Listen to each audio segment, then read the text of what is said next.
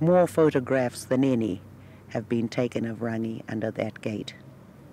And then how she would greet people coming in, especially if there were large groups and some would try and elbow in one way and others would elbow the other. And the first time I heard her saying this, when I just about shrunk up in my own shoes standing beside her, she said, well, you can't all get through there at once, so sheep one way, goats the other. Before the 1886 eruption of Mount Tarawera, the pink and white terraces were Rotorua's major tourist attraction.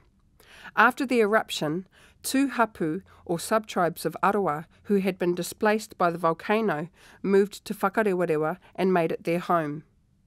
Whakarewarewa became a major drawcard for visitors wanting to see geothermal activity and Māori culture.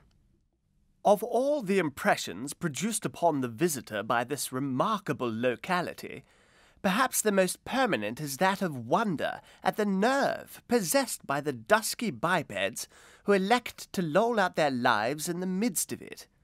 In 1893, the government bought Whakarewarewa. While its main focus was to turn the town into a health spa, it also saw money-making opportunities in providing tourists with Māori cultural experiences and access to geysers, hot springs and mud pools. Whakarewarewa had all of these.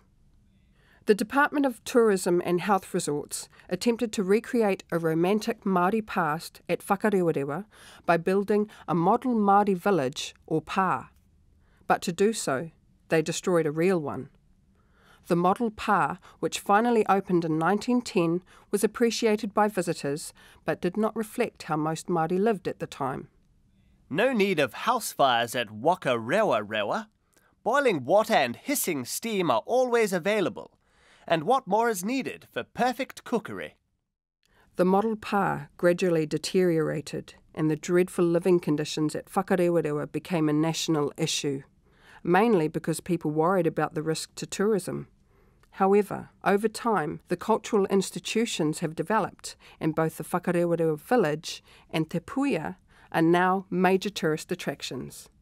Today, visitors can visit Whakarewarewa village via a bridge across the Puarenga stream, where Māori children have long dived for coins thrown by visitors. There is a long and proud tradition of female guides at Whakarewarewa. 2 of the most famous are Makereti Papakura, guide Maggie, and Rangitiaria Dennan, guide Rangi. Guide Maggie named herself after the now extinct Papakura geyser and was a charming hostess. She was popular with dignitaries, including British royalty.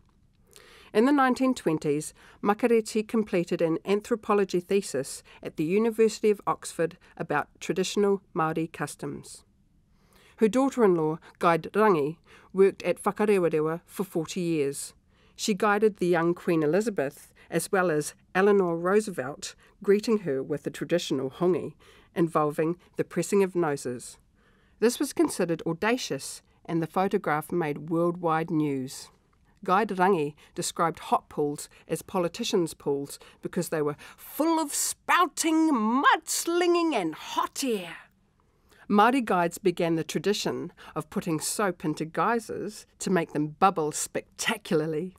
After the government outlawed this, female tourists hid soap in the folds of their enormous Victorian dresses. There are currently around 500 bubbling mud pools and 7 active geysers at Whakarewarewa. Geysers form when hot water welling up from an underground reservoir has to pass through a narrow vent to the surface. Whakarewarewa's Pōhutu geyser, the largest in New Zealand, regularly erupts to a height of 15 to 20 metres and sometimes much higher. Whakarewarewa is now the only remaining major geyser field in the country. In the 19th century, over 200 geysers were recorded. By 2004, only 58 survived, thanks to damage caused by nearby dwellings withdrawing steam or hot water for heating. In 1981, all bores for domestic hot water within 1.5 kilometres of the Pōhutu geyser were closed.